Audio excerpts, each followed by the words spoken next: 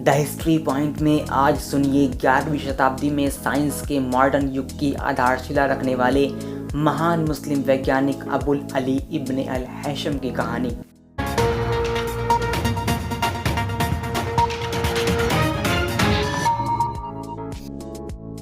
Medical eye glasses या चश्मे, जिनकी खोज ने लाखों लोगों की बीनाई अर्थात दूरदर्शिता की समस्या को हल कर दिया, बहुत कम लोग जानते हैं इनकी खोज की आधारशिला एक महान मुस्लिम वैज्ञानिक इब्न अल हैशम ने रखी थी।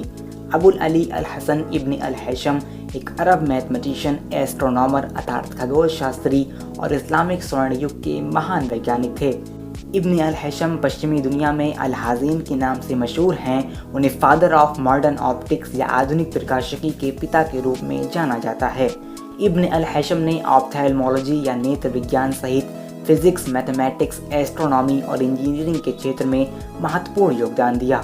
उनके इस योगदान ने उनके जीवन के लगभग 500 वर्षों के बाद 16वीं शताब्दी में हुए साइंटिफिक रेवोल्यूशन में महत्वपूर्ण भूमिका निभाई। प्राचीन ग्रीक साइंस की अवधारणा के अनुसार आँख से निकलने वाली रोशनी के द्वारा इंसान अपने सामने की चीज़ों को देखता है। इब्न अल हैशम पहले ऐसे व्यक्ति थे जिन्होंने इस अवधारणा को ये कहते हुए खारिज कर दिया था कि यदि ऐसा होता तो इंसान रात के अंधेरे में भी देख सकता। तारीख का जानना ज़रूरी है। तारीख कौमों की तकदीर बदल देती है। तारीख से कौमों के उरूजो ज़वाल की राहें तय होती है। तारीख हमें गलतियों से सबक सीखने का मौका देती है। बुलंद अज़ाइम, हिम्मत और हौसला मिलता है। इसलिए हमने शुरू किया है एक YouTube channel the history point. यहाँ हम आपको बताएंगे मुसलमानों का इतिहास, मुख्तलिफ कौमों और बादशाहों की तारीख, मोतबर और मुस्तनद हवालों के साथ पेश करेंगे हिस्ट्री। वेस्टर्न और इंडियन मीडिया के झूठे प्रोपेगेंडा का देंगे जवाब। फिल्मों और ड्रामों में मुसलमानों का गलत इतिहास पेश करने वालों पर रहेगी नज़र। हर फर्जी किरदार का करेंगे ऑपरेशन। मुसलमानों की तारीख के नाम पर बताए जा रहे हर झूठ का होगा पर्दाफाश। हमसे जुड़िए, हमें देखिए और सब्सक्राइब कीजिए द हिस्ट्री पॉइंट। भी देख सकता। इब्न अल हैशम का जन्म 965 ईस्वी को इराक के बसरा में हुआ था। उस समय का इराक प्रसिद्ध शिया साम्राज्य बाइड एमिरेट्स का हिस्सा था।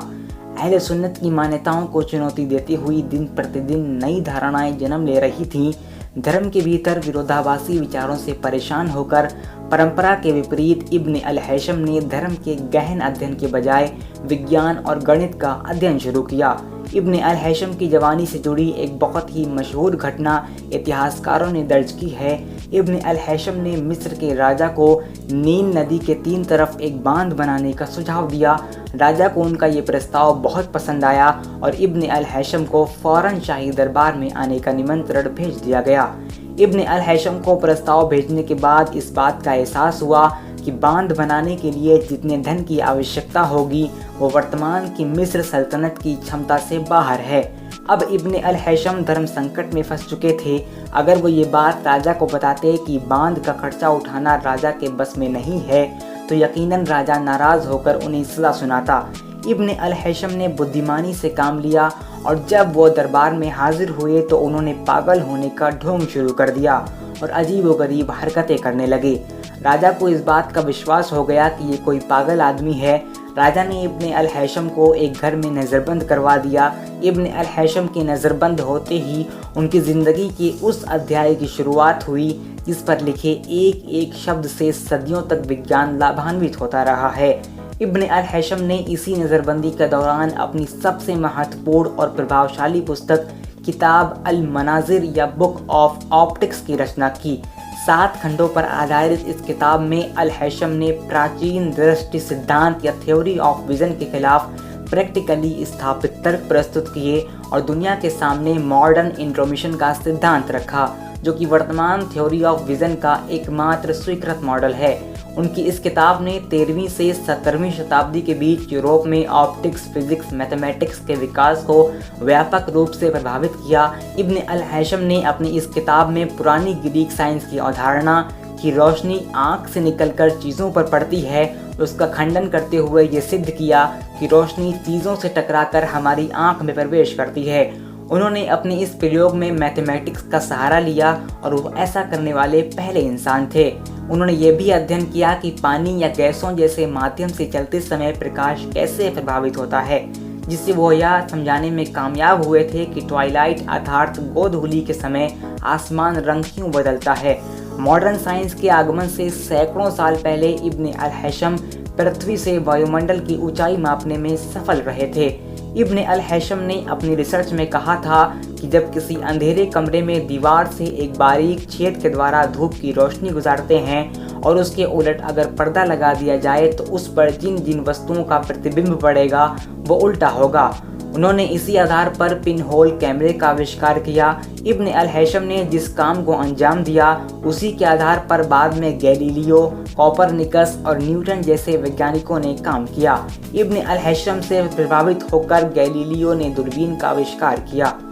द फॉल ऑफ ग्रेनाडा की दुखद घटना के बाद जब स्पेनिश आक्रमणकारियों ने मुसलमानों की ज़मीनों पर कब्जा किया, उसी दौर में इब्न अल-हैशम के ग्रंथों का लैटिन भाषा में अनुवाद किया गया।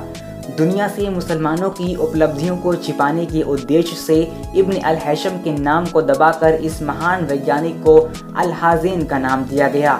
इब्न अल-हैशम ने अपनी ज़िंदगी में 200 से ज़्यादा किताबें लिखीं, जिनमें केवल 50 किताबें आज दुनिया में मौजूद हैं। इब्न अल-हैशम ने मैथमेटिक्स, फिजिक्स, एस्ट्रोनॉमी के साथ साथ फिलॉसफी और थियोलॉजी अर्थात धर्मशास्त्र के क्षेत्र में भी अपना योगदान दिया। Father of English literature Geoffrey Chaucer ने अपनी मशहूर रचना द कैंटरबरी टेल्स में अरस्तू और विटेल्लो के साथ इब्न अल-हैशम का जिक्र बड़ी प्रमुखता के साथ किया है। पश्चिमी दुनिया मुसलमानों के प्रति पक्षपातपूर्ण रवैये के बावजूद आधुनिक विज्ञान को दिए गए इब्न अल-हैशम के योगदान को चाह कर भी नज़रअंदाज नहीं कर सकी है।